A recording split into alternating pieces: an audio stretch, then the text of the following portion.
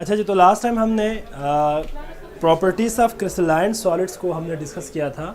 अब हो गया बेटा, बस प्रॉब्लम रिजॉल्व हो गया। ठीक है, अब आप लोग ज़रा लेक्चर पे फोकस करें। ठीक है बच्चे जी, थैंक यू जी। बेटा क्लियर हो? एफएलपी का अभी फाइनल नहीं है बेटा, एफएलपी का मंडे को पेपर होगा आपका एफएलपी का। ठीक है, एफएलपी मंडे को कर दिया है। बहुत सारे स्टूडेंट्स ने अपने रिक्वेस्ट मेरे ख्याल है मैनेजमेंट को सेंड किया था, तो आप लोगों को जो है मुबारक हो कि एफएलपी हमने मंडे को कर दिया है। ठीक है बच्चे, मंडे को आपका एफएलपी होगा और ट्यूसडे को आपका जो है डिस्कशन डे होगा। ठीक है बच्चे, और कल मैंने रात को 2 वर्कशीट्स अपलोड किया था बेटा। एक वर्कशीट मैंने आपको तकरीबन 20-25 MCQs का दिया था, जो टोटल यूनिट 1 से था, जो हमने कंप्लीट किया था ना, उससे रिलेटेड मैंने दिया है। और एक मैंने आपको MCQs प्रोवाइड किया है कल का और आज का जो लेक्चर हमारा होना है, उन दोनों के कंबाइन मैंने एक आपको वर्कशीट दिया है।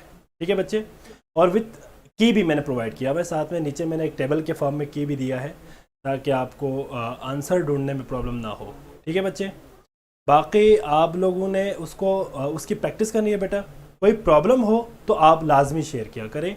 आप मैसेंजर पे आप मैसेज कर दें, कोई प्रॉब्लम हो, कोई चीज़ समझ ना आ रही हो, कैसे इसको आपने सॉल्व करना है, इस हवाले से कोई भी रिगार्डिंग एनी इशू, ठीक है ना, आप कंसल्ट कर सकते हैं। ठीक है बच्चे, तो और किसी का कोई प्रॉब्लम नहीं है ना बेटा?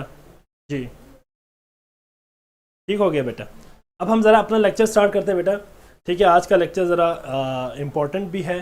ठीक है, आपके नम्स और UHS दोनों के अकॉर्डिंग इम्पोर्टेंट है, और ज़रा टेक्निकल भी है थोड़ी सी। इसमें हमने MCQs पॉइंट ऑफ व्यू से इसको अच्छी तरह डिटेल में डिस्कस करना है। तो आज हमने जो मेन टॉपिक्स पढ़ने हैं वो है आपके पास, एक तो यही जो क्रिस्टलाइन सॉलिड्स की प्रॉपर्टी जो रिमेनिंग रहते हैं वो करेंगे हम। ठीक है बेटा, इसके बाद यूनिट सेल के हवाले से हम थोड़ी सी डिस्कशन करेंगे। इसमें जो मेन पार्ट होगा that is the structure of sodium chloride, उसको हम पढ़ेंगे। इसके बाद स्ट्रक्चर ऑफ डायमंड और स्ट्रक्चर ऑफ आयोडीन, तो ये 3-4 हम उनको क्लियर करेंगे। मंडे को होगा बेटा, मंडे को FLP होगा। अब मज़ीद बातें ना करें FLP के हवाले से, ठीक है? बड़े खुश हो रहे हैं, FLP मंडे को हो गया है। ठीक है बच्चे, सो लास्ट टाइम हमने प्रॉपर्टीज़ ऑफ क्रिस्टलाइन सॉलिड्स में हमने जो बात डिस्कस की थी बेटा, दैट वाज कहाँ तक हमने लास्ट टाइम रखा था बेटा? क्रिस्टलाइन सॉलिड्स की प्रॉपर्टीज़ कहाँ तक किया था हमने? हैबिट्स ऑफ क्रिस्टल हो गया था, और आइसोमॉर्फिज्म भी मेरे ख्याल हमने कर लिया था। जी बच्चे, ज़रा बताएं मुझे कहाँ लास्ट हमने कहाँ पे रखा था बेटा? आप लोग साथ साथ राइट डाउन कर रहे हैं ना बेटा, साथ साथ लिखें। ठीक है, आप लोग लाजमी साथ साथ लिखें, इससे ना आपको याद रखने में आसानी होगी। अगर आप सिर्फ लेक्चर सुनते रहेंगे तो आप भूल जाएंगे। आइसोमॉर्फिज्म हो गया था बेटा, तैयबा ठीक हो गया। पॉलीमॉर्फिज्म भी हो गया। अच्छा ठीक है, आज हमने पॉलीमॉर्फिज्म पढ़ना है। ठीक है बेटा, पॉलीमॉर्फिज्म हम पढ़ेंगे। ठीक है बच्चे, पॉलीमॉर्फिज्म यहाँ देखिए जरा बच्चे। नेक्स्ट आपका जो types of properties of crystalline solid है, दैट इज पॉलीमॉर्फिज्म। जी बच्चे, पॉलीमॉर्फिज्म किसे कहेंगे बेटा? Poly means more than one, एक से ज्यादा हो। ठीक है बच्चे, मोर देन वन आपके पास क्रिस्टलाइन फॉर्म किसी एक कंपाउंड का हो तो that is known as polymorphism. और याद रखिएगा कि पॉलीमॉर्फिज्म टर्म हम इस्तेमाल करते हैं सिर्फ और सिर्फ कंपाउंड्स के लिए। किसके लिए इस्तेमाल करते हैं बेटा? कंपाउंड्स के लिए। ठीक है, आइसोमॉर्फिज्म किसके लिए इस्तेमाल करेंगे बेटा? हम आइसोमॉर्फिज्म हम कंपाउंड्स के लिए भी कर सकते हैं एज वेल एज एलिमेंट्स के लिए भी कर सकते हैं, लेकिन पॉलीमॉर्फिज्म ये टर्म आप यूज करेंगे स्पेसिफिकली फॉर कंपाउंड्स। ठीक है बेटा, तो ये किसके लिए हम इस्तेमाल करेंगे बेटा? For compounds. कंपाउंड्स के लिए हम इसको इस्तेमाल करेंगे। तो आप इसको डिफाइन कैसे करेंगे बेटा? Existence of same compound in more than one crystalline form, that is known as polymorphism. ठीक है बच्चे? जी जी, कंपाउंड आपके पास एक से ज्यादा शक्लों में अगर एग्जिस्ट करे तो that is known as polymorphism.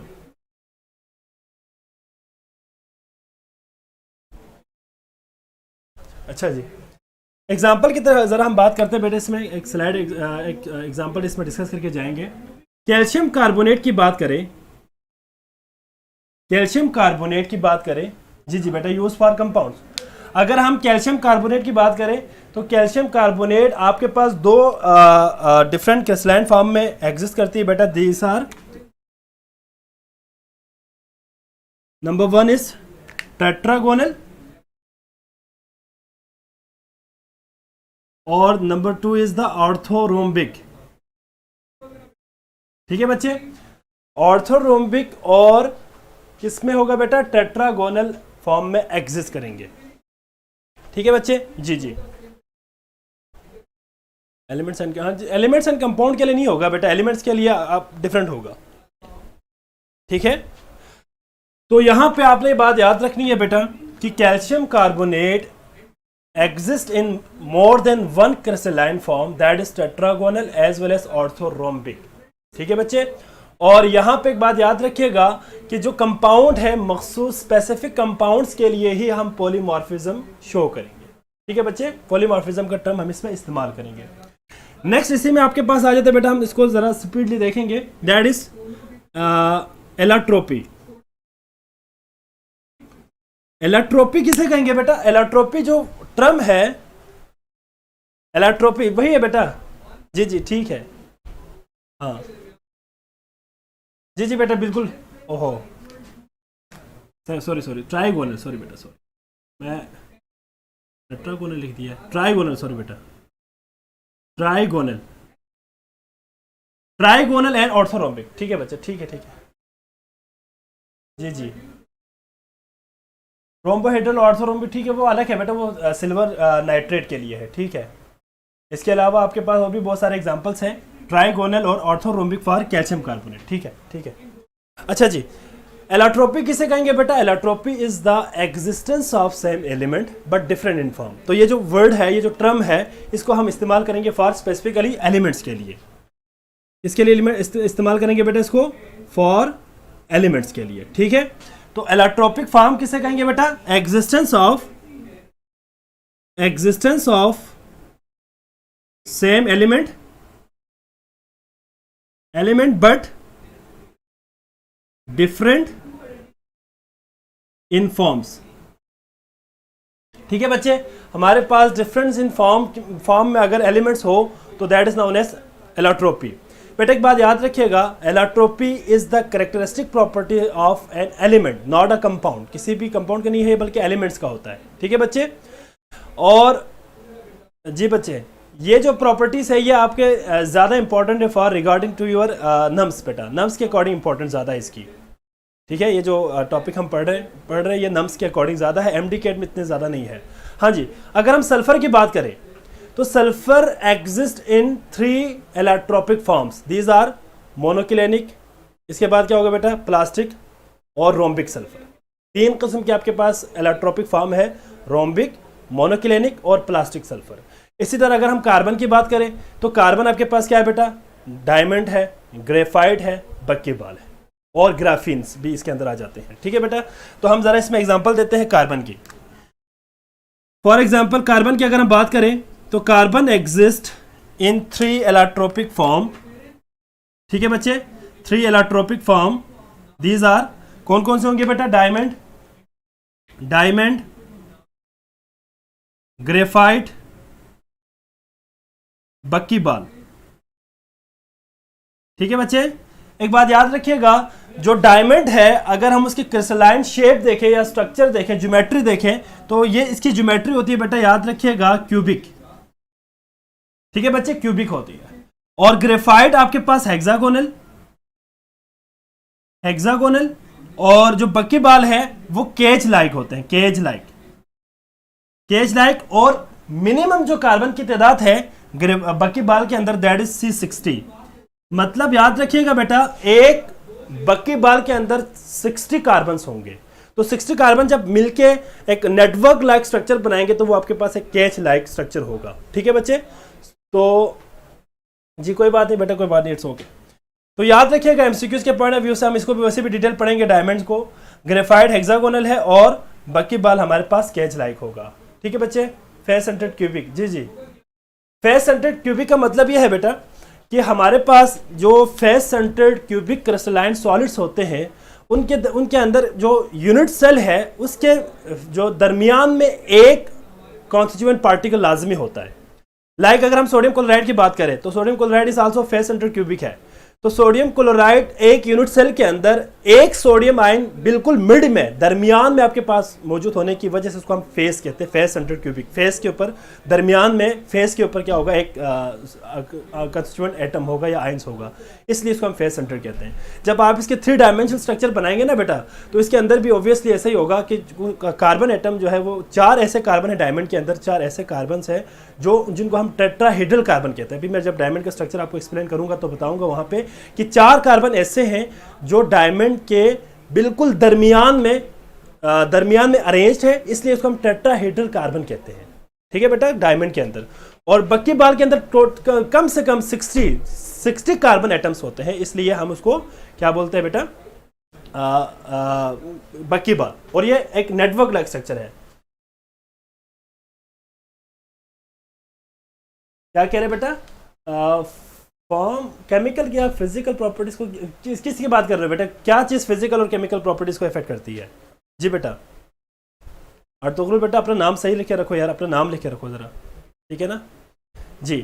खैर, तो ये आपके पास था बेटा अबाउट एलोट्रोपी। इसके बाद आपके पास लास्ट वन प्रॉपर्टी है, that is most important, transition temperature. Transition temperature, जी बच्चे, ट्रांजिशन टेम्परेचर वो टेम्परेचर होता है जिस पे 2 क्रिस्टलाइन सॉलिड्स आपस में को एग्जिस्ट करे। ठीक है बेटा, आपस में क्या करे, को एग्जिस्ट करे, that temperature is known as transition temperature. ठीक है बेटा, वो टेम्परेचर जिस पे क्या होगा बेटा, जिस पे 2 क्रिस्टलाइन फॉर्म ऑफ सेम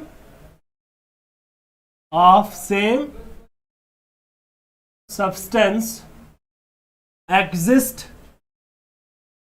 या coexist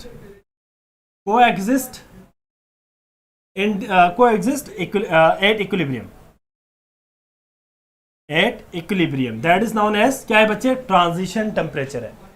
transition temperature is that temperature at which 2 different crystalline form of the same substance, element भी हो सकता है, कंपाउंड भी हो सकता है, coexist at equilibrium, दोनों इक्विलिब्रियम पे एग्जिस्ट करें, that is known as transition temperature. और याद रखिएगा बेटा एमसीक्यूज के हवाले से कि ट्रांजिशन टेम्परेचर हमेशा किसी उस सब्सटेंस का जो मेल्टिंग पॉइंट है उससे कम होगा। ठीक है बेटा, हमेशा क्या होगा, less than the melting point, melting point से हमेशा कम होगा। एग्जाम्पल बताए जरा बेटा, एग्जाम्पल बताए जरा।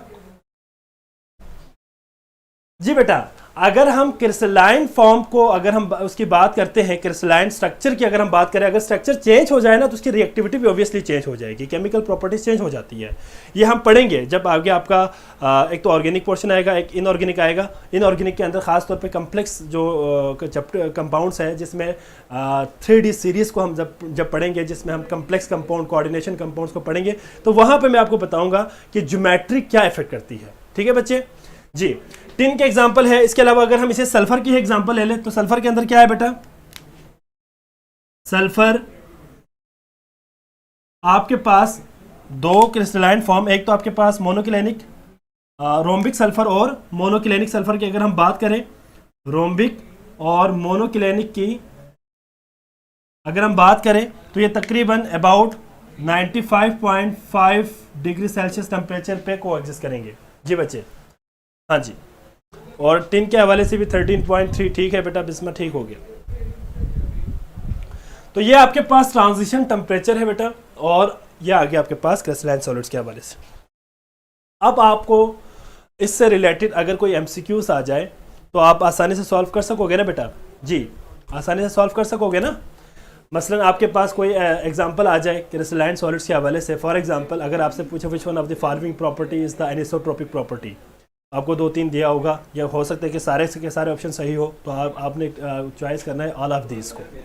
ठीक है बच्चे, तो ये ज़रा आप लोगों ने याद रखनी है। ठीक है बेटा, इसके बाद नेक्स्ट आपका जो टॉपिक होगा दैट इज यूनिट सेल। ठीक है बच्चे, यूनिट सेल क्या चीज़ है, व्हाट इज यूनिट सेल? जी, कौन बताएगा यूनिट सेल किसे कहेंगे बेटा? What is unit cell? जी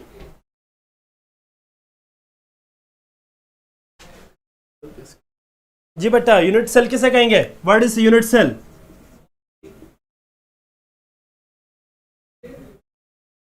बेटा याद रखिएगा, the smallest part of the crystal lattice which have entire properties of the crystal. मतलब एक क्रिस्टल का वो स्मॉलर पार्टिकल, एक स्मॉलर पार्ट जिसके अंदर तमाम क्रिस्टल की प्रॉपर्टी एग्जिस्ट करे, that is known as unit cell. जी बेटा क्या क्वेश्चन है? Smallest part of a crystal lattice, जिसके अंदर क्या होगा बेटा? Entire properties of the crystals मौजूद हो, तो उसको हम क्या कहेंगे बेटा? यूनिट सेल कहेंगे। जी जी ठीक हो गया? यस। इसमें जो चीज मैंने आपको बताना है बेटा, वो स्लाइडली हमने इसके कंसेप्ट लेके जाना है। फॉर एग्जांपल हमारे पास एक क्रिस्टलाइन सॉलिड है। जी जी, एक क्रिस्टलाइन सॉलिड है जो कि आपके पास है क्यूबिक। लेट सपोज मैं आपको एक क्यूब ड्रॉ कर रहा हूं बेटा। लेट एज्यूम ये मेरे पास एक क्यूब है। फॉर एग्जांपल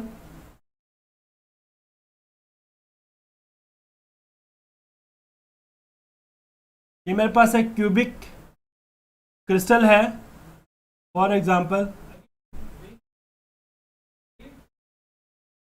लेट सपोज आपके पास एक सोडियम क्लोराइड का क्रिस्टल है।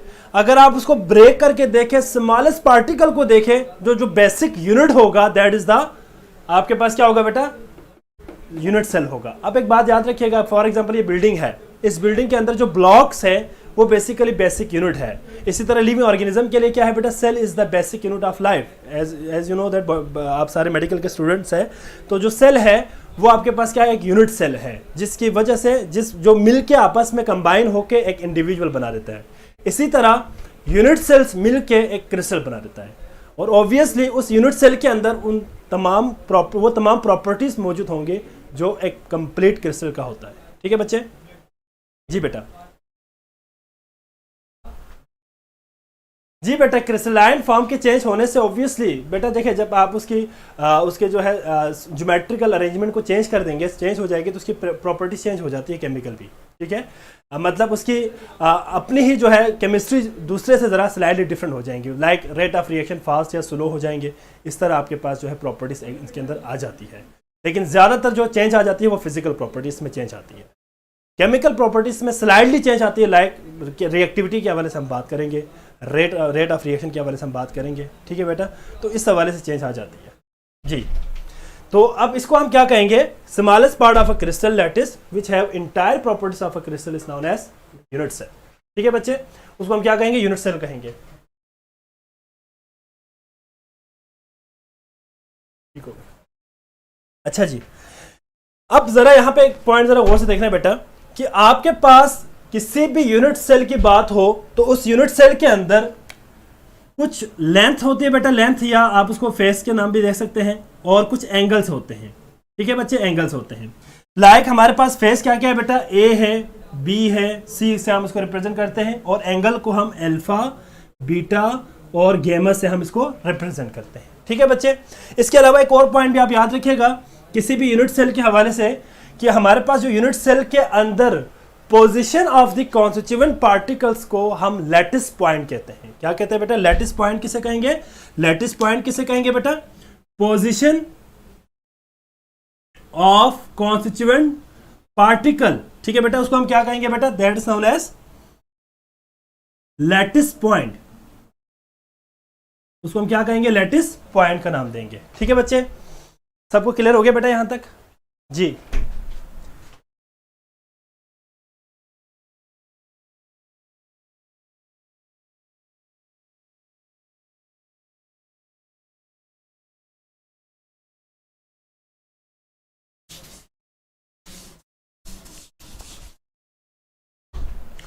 क्लियर हो गया बेटा? जी, कोई सवाल है किसी का यहां तक? अब हम ज़रा जो मेन हमारा टॉपिक होगा बेटा आज का, वो हम ज़रा पढ़ेंगे, that is the structure of NaCl।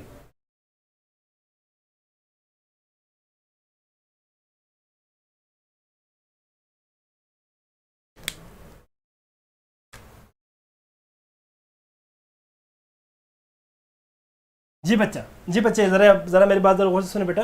बेटा लैटिस पॉइंट किसे कहेंगे? मिसाल के तौर पर आपको मैंने अभी थोड़ी देर पहले कहा, चला हम इसी को ही इसमें एग्जांपल इसी में मैं एक्सप्लेन करूंगा बेटा, ठीक है। लैटिस पॉइंट को मैं यहाँ पे एक्सप्लेन करूंगा। स्ट्रक्चर ऑफ NaCl में अगर आप, जी बेटा मैं बता रहा हूँ बेटा, मैं बता रहा हूँ आपको लैटिस पॉइंट किसे कहेंगे, इस यहाँ पे बता दूंगा आपको, ठीक है बेटा, बताऊंगा बेटा, सारी चीज़ें यहाँ पे क्लियर हो जाएंगी, ठीक है। ज़रा यहाँ बोर्ड पे देखें कि आपके पास फॉर एग्जांपल सोडियम क्लोराइड की बात करें तो sodium chloride exist in face centred cubic form.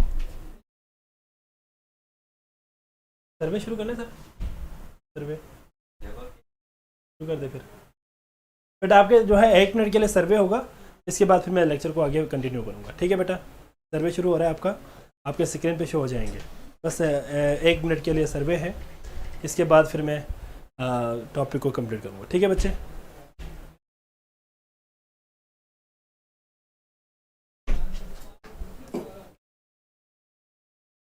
हाँ जी, तो ठीक है बेटा, अब ज़रा बोर्ड पे देखें ज़रा बच्चे। स्ट्रक्चर ऑफ NaCl की हम बात कर रहे थे, तो सोडियम क्लोराइड का जो स्ट्रक्चर है, याद रखिएगा, जो क्रिस्टल ऑफ सोडियम क्लोराइड है दैट इज क्यूबिक क्रिस्टल। क्या है बेटा? ये एक क्यूबिक क्रिस्टल है। तो यहां पे हम पॉइंट साथ साथ लिखेंगे, क्यूबिक क्रिस्टल्स है, और स्पेशली हम इसको नाम देते हैं फेस सेंटर्ड क्यूबिक। क्या नाम देते हैं बेटा इसको? फेस सेंटर्ड क्यूबिक, FCC, ठीक है जी जी। Face centred cubic is the, face centred cubic is the क्या होगा बेटा? शेप या crystalline form of the sodium chloride. जी बच्चा ठीक है। अच्छा जी, अब हम जो बाद में अभी थोड़ी देर पहले बता रहा था लैटिस पॉइंट किसे कहेंगे, तो लैटिस पॉइंट क्या होगा बेटा? आपके पास वो पॉइंट या वो पोजीशन जहां पे कॉन्स्टिट्यूएंट आयंस या पार्टिकल्स मौजूद हो। सोडियम क्लोराइड के केस में हमारे पास 2 कॉन्स्टिट्यूएंट आयंस है, एक सोडियम आयन है और एक क्लोराइड आयन है। सोडियम आयन और क्लोराइड आयन की जो पोजीशन है किसी भी यूनिट सेल के अंदर, that is known as lattice point, ठीक है बेटा, उसको हम क्या कहेंगे? Lattice point.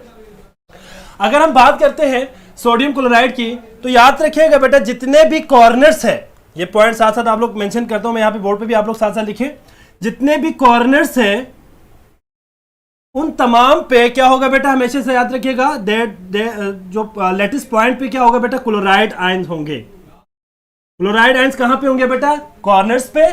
और जो फेसिस है उस पे भी क्या होगा बेटा? क्लोराइड आयन होंगे। और एक सोडियम आयन, 1 सोडियम आयन कहां पे होंगे बेटा? मिड, सेंटर में, mid of the unit cell, ठीक है बेटा, यूनिट सेल के मिड में होगा। और याद रखिएगा बाकी तमाम के तमाम सोडियम एजिस पे होंगे। जो एजिस है दैट कंटेन या दैट हैव सोडियम आयंस। अब जरा यहां पे देखिए बोर्ड पे, अब जरा बोर्ड पे देखिए बेटा, जो मैं ब्लैक से शो कर रहा हूं दैट रिप्रेजेंट द सोडियम, और जो मैं रेड से शो करूंगा दैट रिप्रेजेंट द क्लोराइड, ठीक है बच्चे। तो यहां पे देखिए जितने भी ब्लैक है वो सारे के सारे एजिस पे है। ये देखिए जरा, जितने भी आपके पास सोडियम आयंस है they are present at the edge of unit cell.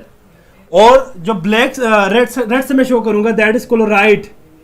1 2 3 4 5 6 7 8,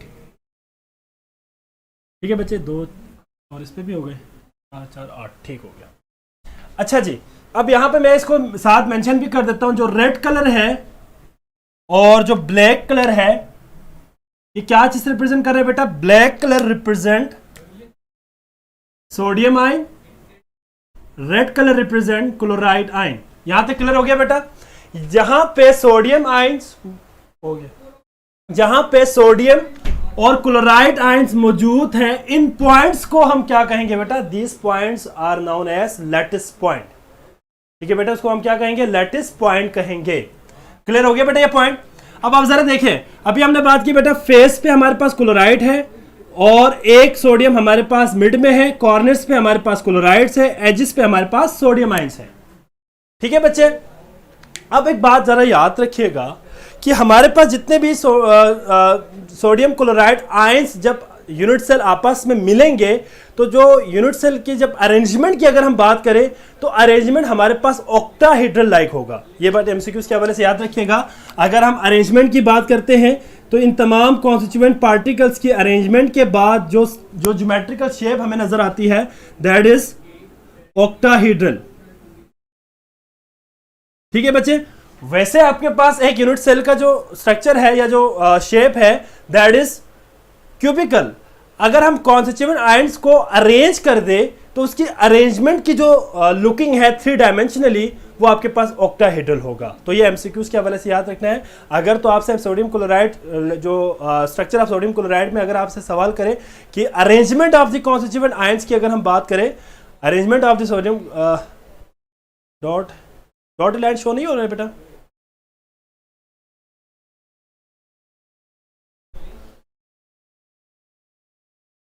बेटा मैंने यहाँ पे ये देखे ये जो रेड कलर है ये देखे ना, मैंने आपको यहाँ पे रिप्रेजेंट किया हुआ है क्योंकि मैं यहाँ पे सिर्फ मेरी रिस्ट्रिक्शन ये है कि मैं सिर्फ 2 कलर इस्तेमाल कर सकता हूँ। यहाँ पे आपके पास सोडियम आयंस है, ये देखिए। ठीक है बेटा, बाकी ब्लैक आपके पास सोडियम आयंस है और सॉरी रेड आपके पास क्या है, क्लोराइड आयंस है।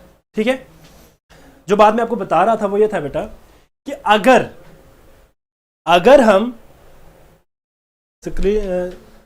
स्क्रीन मात यार उसको जरा बुलाओ, स्क्रीन ब्लर आ रहा है यार। आपको शो हो रहा है? नहीं, वो बच्चे कह रहे हैं जी। ठीक है बेटा, आप क्लियर हो गया बेटा।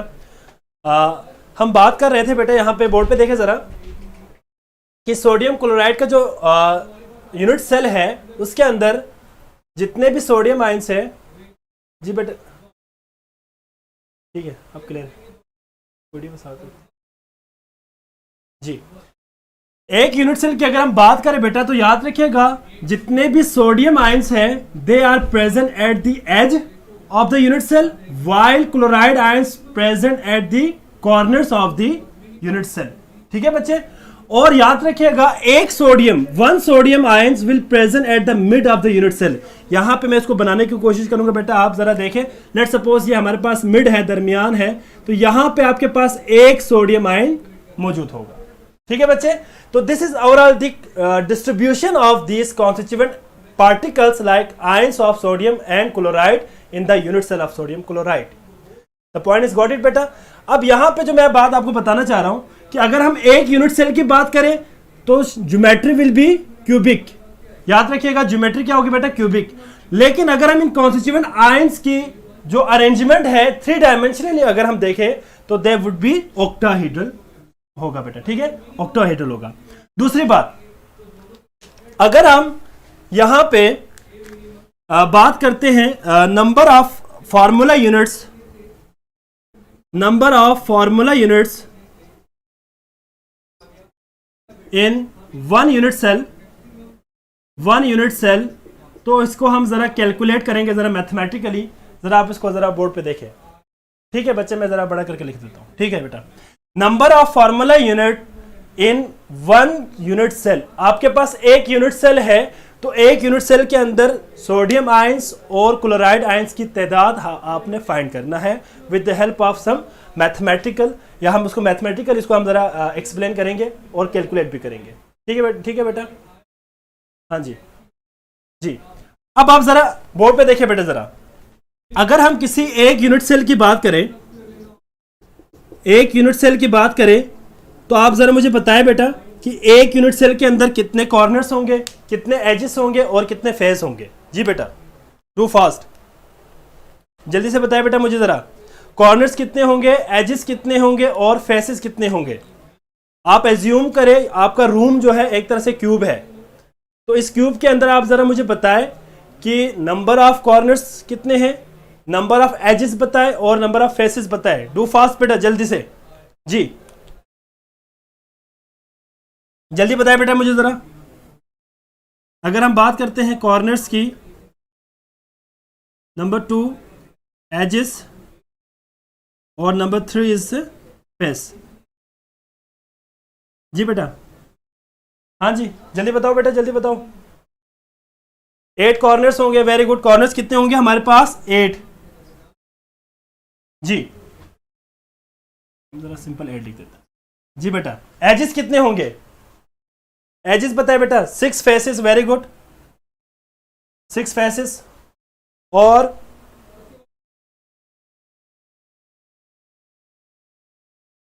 एजेस कितने होंगे बेटा? Edges 12, very good, 12 edges.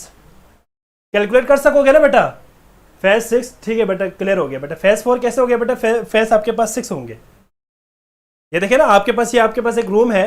अगर आप इसी रूम को देखें तो 1, सामने 2, 3, 4 और 5 एंड 6, ठीक है बेटा, टोटल आपके पास 6 फेसेस होंगे। जी क्लियर हो गया बेटा ये? हाँ जी,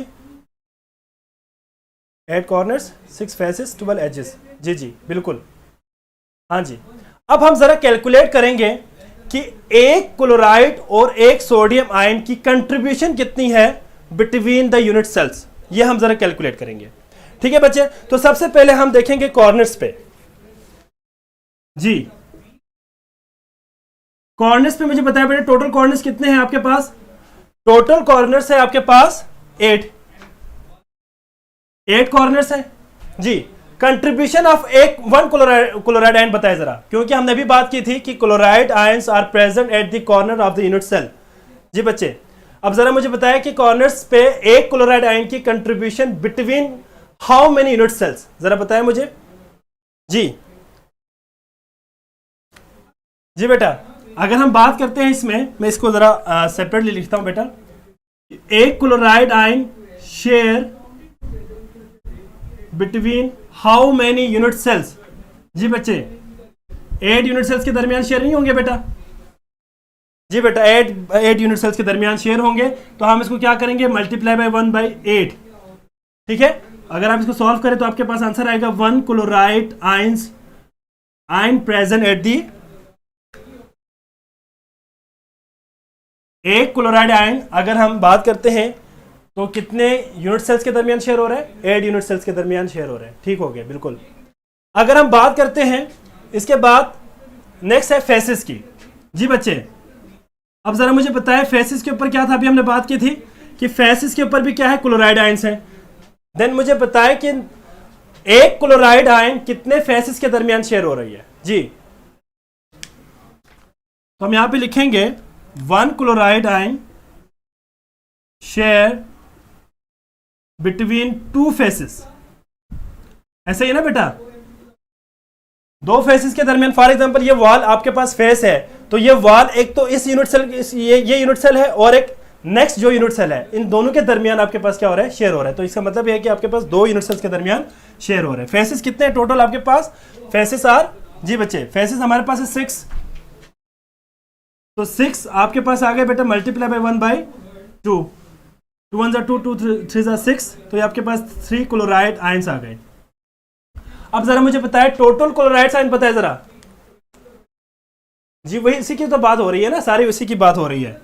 जी अब जरा मुझे बताए टोटल क्लोराइड आयन बताए जरा। Total chloride ion, total chloride ion is equal to क्या होगा बेटा? जी 1 + 3, 1 + 3 is equal to 4 chlorides ions are present in 1 unit cell. जी बच्चे, 4 आपके पास क्लोराइड आयंस होंगे, कहां पे? एक यूनिट सेल के अंदर। अब जरा मुझे बताया कि ये तो हमने कर लिया फॉर क्लोराइड। अब सोडियम के लिए बात करें बेटा, सोडियम के लिए। जी बच्चे, अगर हम कैलकुलेशन करें फॉर सोडियम आयन, जी बच्चे, अब जरा मुझे बताएं कि सोडियम आयंस, अभी थोड़ी देर पहले कहा था बेटा कि एक सोडियम आयन आपके पास मिड में मौजूद है, तो हम इसको डायरेक्ट लिख देते हैं बेटा, मिड पे आपके पास सिर्फ और सिर्फ 1 सोडियम आयन मौजूद है। बाकी सोडियम आयन कहां पे है बेटा? बाकी sodium ion present at the edge of the unit cell. अब जरा मुझे पता है कंट्रीब्यूशन ऑफ 1 सोडियम आयन। जी बच्चे, अगर मैं एजिस की बात करूं तो एजिस पे क्या होगा बेटा? एजिस पे टोटल एजेस मेरे पास कितने हैं? 12 एजेस हैं। तो 12 एजेस मल्टीप्लाई बाय जी, अगर आप बात करते हैं एक 1 sodium ion share between how many unit cells? जी बेटा कितने यूनिट सेल्स के दरमियान शेयर होंगे? जी बेटा जरा बताया जल्दी से मुझे। एक एज जो है, फॉर एग्जांपल ये आपके पास एक एज है जी, बिल्कुल ऐसे 4 यूनिट सेल्स के दरमियान शेयर होंगे जी। तो 1/4, और इसको मैं यहां पे साथ में लिख देता हूं कि 1 sodium ion share between 4 unit cells. ठीक है बेटा, 4 यूनिट सेल्स के दरमियान शेयर होंगे, तो ये आपके पास क्या बनेंगे बेटा? 3 sodium ions. Total sodium ions बताया जरा मुझे बेटा, टोटल सोडियम आयंस, या ऊपर लिखता हूं जरा बेटा, टोटल सोडियम आयंस जी बच्चे, that come out to be 3 + 1 = 4 sodium ion. इसका मतलब यह हुआ कि आपके पास 4 सोडियम है, 4 सोडियम आयंस है और 4 क्लोराइड आयंस है। तो आपके पास क्या बनेंगे बच्चे? दैट वुड बी, हाँ जी, 4 NaCl। इसका मतलब यह हुआ कि एक यूनिट सेल के अंदर number of formula units will be 4। तो ये इंपॉर्टेंट एमसीक्यूज है, तो ये आपने याद रखने बेटा। It is more very important MCQs regarding to your entry test exam. तो number of formula unit sodium chloride present in unit cell will be 4 sodium chloride. ठीक हो गया बच्चे जी। अब हम कुछ इसके अंदर कुछ पॉइंट्स को ऐड करेंगे एमसीक्यूज के हवाले से। मैं जरा इसको रेस कर दूं बेटा।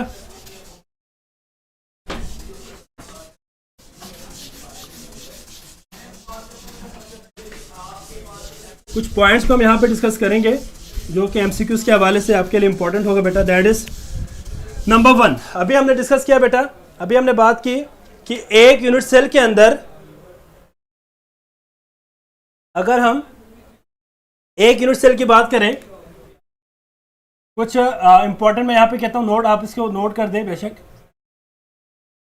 नंबर 1 जी, number of chloride ions will be 4, number of sodium ions is equals to 4 as well।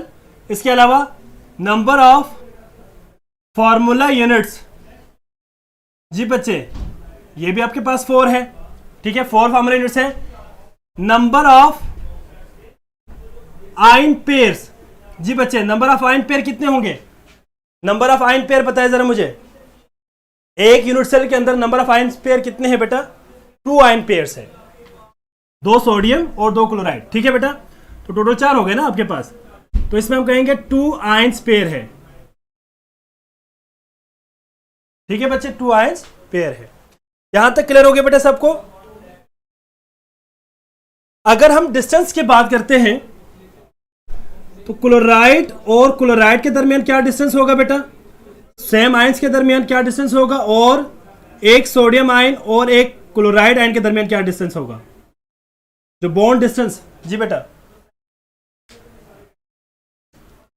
इसके लिए याद रखिएगा bond distance will be 5.63 angstrom, और इसके लिए आपके पास होगा, इसका हाफ हो जाएगा ना, 5.63 डिवाइडेड बाई 2। इसका क्या आंसर आएगा बेटा, जरा बताएं मुझे।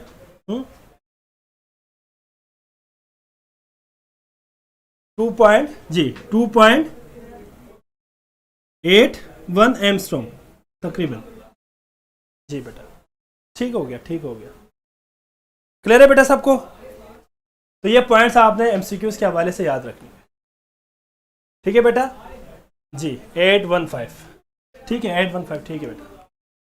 तो ये था बेटा आपके पास सोडियम क्लोराइड का स्ट्रक्चर, और आपने इसमें से जो मेन एमसीक्यूज है वो ये है कि अगर होल यूनिट सेल को देखें तो क्यूबिक है, अरेंजमेंट ऑफ कॉन्स्टिट्यूएंट पार्टिकल देखें तो ऑक्टाहेड्रल शेप है, नंबर ऑफ फार्मूला यूनिट्स 4 है, 4 सोडियम आयन है और 4 क्लोराइड आयन है। ठीक है बेटा, एक और पॉइंट इसके अंदर ऐड करता हूं, कोऑर्डिनेशन नंबर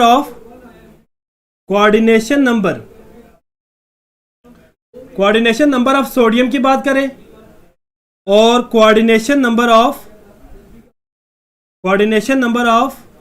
क्लोराइड की बात करें जी, बताया जरा मुझे।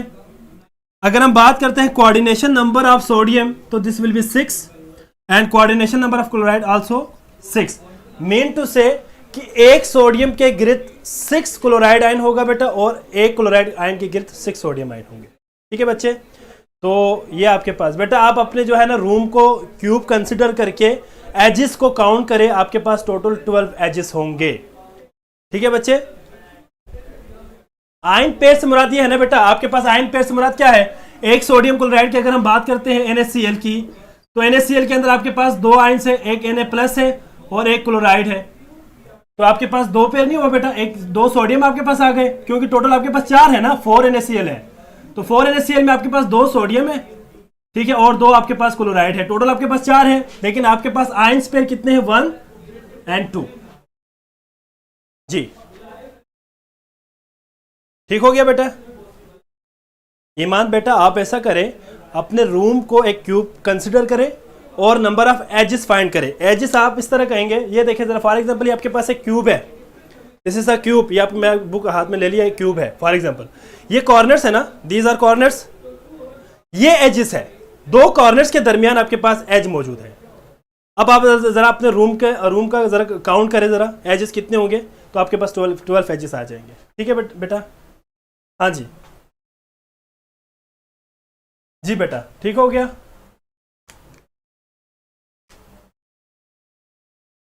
इसके अंदर जो है, आप वही तो मैंने बता दिया ना बेटा, आपके पास दो सोडियम 2 क्लोराइड आयंस के दरमियान आपके पास ये डिस्टेंस होगा एंगस्ट्रॉम में 5.63, और 2 डिफरेंट आयंस के दरमियान ये होगा।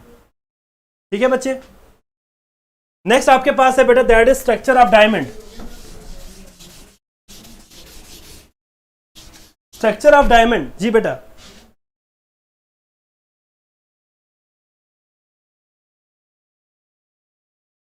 बेटा कोऑर्डिनेशन नंबर किसे कहेंगे, coordination number is the number of positive ions that surround the negative, या हम किसे कहेंगे, number of positive ion that surround by negative ions.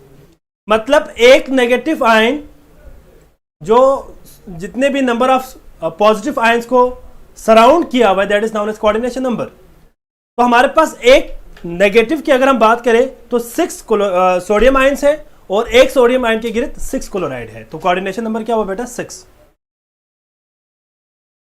बेटा 2 आपके पास, वो आप काउंट करें ना डिफरेंट आयंस के दरमियान, वो सोडियम और सोडियम के दरमियान 5 पॉइंट वही होगा जो आपका 2 क्लोराइड आयन के दरमियान था। ठीक है, 5 पॉइंट जो समथिंग था 63, 5.63 is the bond distance between sodium and sodium ion as well as chloride and chloride ion. 2 chloride और 2 सोडियम आयन के दरमियान जो डिस्टेंस होगा वो सेम है, और जो डिफरेंट है सोडियम और क्लोराइड की अगर हम बात करें तो वो अलग होगा। आयन पेयर से मुराद ये है बेटा, आयन पेयर से मुराद ये है कि एक फार्मूला यूनिट बनाने के लिए आपके पास एक सोडियम चाहिए और एक क्लोराइड आयन चाहिए, तो टोटल कितने पेयर्स हो गए, 2 हो गए ना, यही बात हमने किया है। 4 आपके पास फार्मूला यूनिट्स है, चारों के चारों सोडियम क्लोराइड है, तो टोटल आपके पास और तो कोई आयन तो मौजूद नहीं है, सिर्फ और सिर्फ सोडियम आयन है, एक सोडियम आयन हो गया और एक क्लोराइड आयन हो गया, टोटल आयन पेयर आपके पास 2 हो गए, एक पॉजिटिव सोडियम है, एक नेगेटिव क्लोराइड है। नहीं बच्चे नहीं, जहरा बेटा ऐसी बात नहीं है, आपके पास 12 एजेस ही बनेंगे। जरा काउंट करके देखें ना बेटा एजेस को। जी बेटा, KCl हो तो भी आपके पास 2 ही होंगे जी। लैटिस एनर्जी किसे कहेंगे, lattice energy is the amount of energy that is required to break 1 mole of an ionic compound into its constituent ion, उसको हम लैटिस एनर्जी कहते हैं। ठीक है बच्चे, चलो वैसे मैं ज़रा स्लाइड बता के जाऊँगा, अगर आप इसको ज़रा वैसे MCQs के हवाले से याद रखिएगा। लैटिस एनर्जी क्या है बेटा, वो अमाउंट ऑफ एनर्जी है जो रिक्वायर्ड हो 1 मोल, फॉर एग्जांपल सोडियम क्लोराइड है, अगर मैं इसको ब्रेक कर दूं, इस सोडियम क्लोराइड को तोड़ने के लिए सोडियम आयंस, ये सॉलिड फॉर्म में है, sodium ions gaseous plus chloride ion gaseous में लेके जाने के लिए मुझे जो अमाउंट ऑफ एनर्जी रिक्वायर्ड होगी डेल्टा H0, ठीक है, एंथैल्पी चेंज जो मुझे रिक्वायर्ड होगी इसके लिए, दैट वुड बी क्या होगा बेटा, 787 किलो जॉल पर मोल। अब यहाँ पे बात जरा गौर से देखें बेटा, अगर आपने इसको ब्रेक करना हो, किसी कंपाउंड को ब्रेक करना हो तो आपको एनर्जी देनी पड़ेगी, तो आप इसको प्लस में लिखेंगे। अगर इसी प्रोसेस को आप उलट कर दें इसी प्रोसेस को अगर आप उलट कर दे तो आपको एक्सोथर्मिक मिलेंगे। मतलब यह है कि एक तो बॉन्ड ब्रेक करते वक्त आपको एनर्जी देनी पड़ेगी, ठीक है बेटा, एंडोथर्मिक है प्लस में लिखेंगे। और अगर आप यही दो आयंस को मिला के एक मोल फार्मूला यूनिट बना दे तो आपको क्या चाहिए बेटा, आपको क्या मिलेंगे बेटा, एनर्जी मिलेंगे, एनर्जी, ठीक है बेटा, in the form of heat हो सकते हैं, लाइट हो सकते हैं, जो भी हो। बेटा मैंने आयंस पेयर आपको बता दिया था, इधर देखिए जरा मेरी बात जरा सुनो। ये सोडियम क्लोराइड है ना, एक सोडियम क्लोराइड की बात कर रहा हूं। एक सोडियम क्लोराइड के अंदर आपके पास दो आयंस है, एक सोडियम आयन है और एक क्लोराइड आयन है, ठीक है बच्चे। अब आप जरा मुझे बताएं कि टोटल आयन पेयर कितने हैं इसके अंदर। इसके अंदर दो आयन पेयर है, एक सोडियम है और एक क्लोराइड है। अगर हमारे पास 4 सोडियम क्लोराइड हो तब भी सेम है ना बेटा, 4 सोडियम क्लोराइड हो तब भी आयन हमारे पास आयन पेयर दो ही रहेंगे। क्यों? क्योंकि चारों के चारों सोडियम क्लोराइड सेम है, तो चारों में एक सोडियम और एक क्लोराइड, एक सोडियम एक क्लोराइड, तो आपके पास टोटल जो आपके पास आयन पेयर आएंगे वो 2 आएंगे। The point is got it बेटा, क्लियर हो गया ये पॉइंट जी। एनर्जी रिलीज और एब्जॉर्ब की बात हम करेंगे। अब जरा एक फैक्टर की हम बात करते हैं बेटा, याद रखिएगा, lattice energy is inversely proportional to size. अब साइज किसकी होगी बेटा, साइज ऑफ कैटाइन और एनाइन। साइज ऑफ कैटाइन और एनाइन के ऊपर जो है ये डिपेंड करेगी। साइज ज्यादा हो जाए लैटिस एनर्जी कम हो जाएगी। बेटा सोडियम क्लोराइड की केस में दो ही रहेंगे, सोडियम क्लोराइड के केसेस में दो ही रहेंगे जी। अच्छा जी, फॉर एग्जांपल मैं आपको एक और, वैसे मैं अपनी तरफ से एग्जांपल दे रहा हूं, ये इसके अंदर कोई इसकी रियलिटी नहीं है। फॉर एग्जांपल मेरे पास एक यूनिट सेल है, उसके अंदर फॉर एग्जांपल सोडियम आयन भी मौजूद है, क्लोराइड आयन भी मौजूद है। फॉर एग्जांपल मैं सपोज कर रहा हूं कि ब्रोमाइड आयन भी मौजूद है, फॉर एग्जांपल आयोडाइड भी है। अब जरा मुझे पता है आयन पेयर कितने होंगे, और हम एक और सपोज करते हैं पोटेशियम आयन भी है। अब जरा मुझे बताएं, अगर एक यूनिट सेल के अंदर सोडियम भी हो, क्लोराइड भी हो, ब्रोमाइड भी हो, आयोडाइड भी हो, पोटेशियम भी हो, तो हम कहेंगे 5 आयंस पेयर होंगे। टोटल आपके पास 5 आयंस पेयर होंगे, ठीक है बच्चे, क्लियर हो गया ना। तो आपके पास आयन पेयर, एक ही किस्म के आयंस को आपने देखना है, तो आपके पास 4 क्लोराइड है वो 1 हो गए, 4 सोडियम है वो 1 हो गए, टोटल आपके पास 2 हो गए, ठीक है बच्चे, क्लियर हो गया सबको जी। अब यहां पे मैं बता रहा था लैटिस एनर्जी, अगर लैटिस एनर्जी की अगर हम बात करें तो lattice energy is inversely proportional to the size. अगर आप साइज कैटाइन के और एनाइन के साइज इंक्रीज कर दे तो उनकी पैकिंग क्लोजली नहीं होंगे, उनके दरमियान डिस्टेंस आ जाएंगे और आपको उसको तोड़ने में एनर्जी कम देनी पड़ेगी, तो लैटिस एनर्जी डिक्रीज हो जाएगी बेटा। अगर साइज स्मॉल हो जाए तो उनकी पैकिंग वेरी क्लोजली पैकिंग हो जाती है, उनकी पैकिंग वेरी क्लोजली पैकिंग होने की वजह से हमें उनको अलग करने के लिए एनर्जी ज्यादा देनी पड़ती है, इसलिए lattice energy is inversely proportional to the size of cation as well as anion. Next है बेटा आपके पास,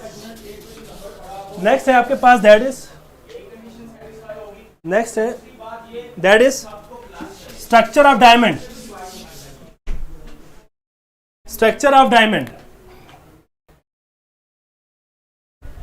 तो बेटा ठीक है, बस जो भी था, बस आप लोगों को पता नहीं क्या प्रॉब्लम है, नेट का प्रॉब्लम होगा या पता नहीं क्या है, आप लोग एक दफ़ा पेज को रिफ़्रेश करके चेक करना था, ठीक है बेटा।